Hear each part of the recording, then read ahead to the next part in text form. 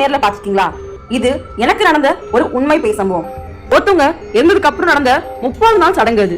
அந்த வீட்டுல இரவு முழுக்க உறவினர்கள் கூட்டம் இருந்தாங்க. சடங்கு முடிஞ்சதும் எல்லாரும் சேர்ந்து நான்வெஜ் சாப்பாடு சாப்பிட்டாங்க. சாப்பிட்ட வாழை இலைகளை அந்த வீட்டோட ஓரத்துல இருக்கிற அந்த ஸ்ட்ரீட்டோட கார்னர்ல போட்டுட்டு வந்தாங்க. அதுக்கப்புறம் எல்லோரும் ஹால்ல உட்காந்து அந்த இறந்தவங்களை பத்தி பேசிட்டு இருக்காங்க.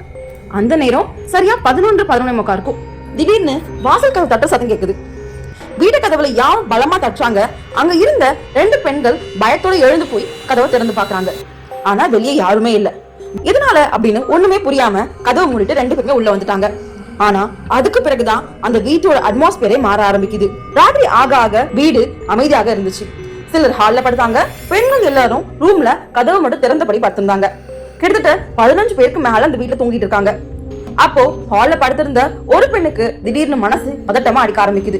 மூச்சு வேகமா விடுறாங்க. ஏதோ சரியில்லைன்னு அவங்களுக்கு புரிய ஆரம்பிக்குது. உள்ளுக்குள்ள ஒரு பயம் வருது.